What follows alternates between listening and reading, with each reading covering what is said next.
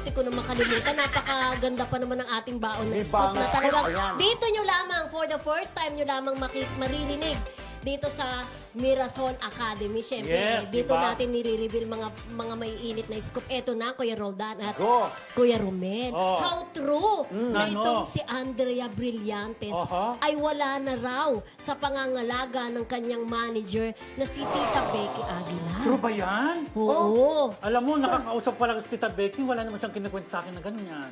No, ibig sabihin, ba't kaya, kung totoo man yan, napapansin ko lang mga pres, ang mga artista kapag nagkakapangalan, sumisikat na parang, oh, kaya ko na to, kaya ko na mag-isa without your help, parang gano'n, no? Oo, Pero alam marami natin ng kung mga ganyan. totoo, kung totoo, Diba? ha? Oo. Pero pwede kong tanongin, oh, chat si Tita Becky para, Tita Bex, totoo ba wala na sa inyo sa Ande? Bakit ano nangyari? Pag hindi nag-text back, si Tita Becky, alam Alam na na. this. Silent means yes, diba? Ganun ba yun? Oo, ganun Pero yun. susubukan ko rin para next Subukan week may mo rin. balitan tayo. Correct. Itatanong natin, di ba?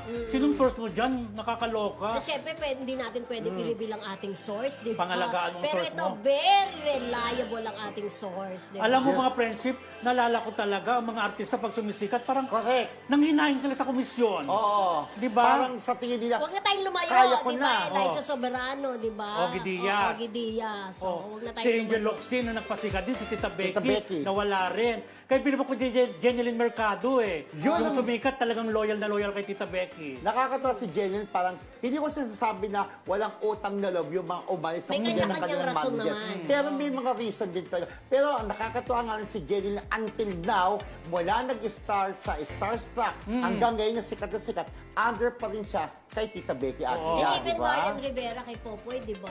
Hindi, nawala Wala, rin na. umalis na. Nawala rin, di ba? Oo. Wala. Nawala na. Ganun talaga, di ba? Oo. Ngayon si Mario, kahit ako na lang mag-isa, kaya Pero ko na. may mga Parang artista ganon. rin, friends, na akala nila kaya nila pero bumababa ang karir dahil sa kawalang utang na loob sa mga nagpasikat sa kanila. Di So, ba nakakalungkot? Oo, ayun ang sabi nakakarma sila yung iba. Hindi. Pero, Kasi minsan, kailangan pa rin kahit sikat ka, friend, kailangan pa rin ng isang mahusay na manager para ibenta ka. Oo, Kasi ang hirap ibenta mo yung yung sarili mo. Oo, ibenta mo yung sarili mo, hindi ka makapag-press ng tama. Oo, Eh, dyan, hihiya expert si ka. Tita Becky, and first kay Tita Becky, magaling siyang magbenta ng alaga niya. So, mataas siya mag-press sa mga alaga so niya. mataas ang talent ni Jenny Mercado, for sure. Ay, di oo, ba? mag-inquire ka show, sa mga show, personal. mag-inquire ka kay Andrea sa Appearance, mga no? show, matataas talaga. Bakit Siguro, kaya, no? siguro yung ibang mga artista pa, teka muna, sayang yung komisyon ko, wag na ako na lang, di ba? May pero hindi natin sinasabi Oo, lang, baka ganon. ganon si Andrea. Pero, Hindi natin syempre, alam ang may reason dahilan. kung ano talaga, bakit siya umalis na kay Tita Becky, kung totoong umalis na nga. Baka Yes. ano niya, okay na ako sa Star Magic, isa na lang mamahala sa akin, baka ganon, di Oh, ba? pwede. Oo. Pero minsan kailangan pa rin ng katuwang na magpoprotekta sa'yo eh, di ba, na manager?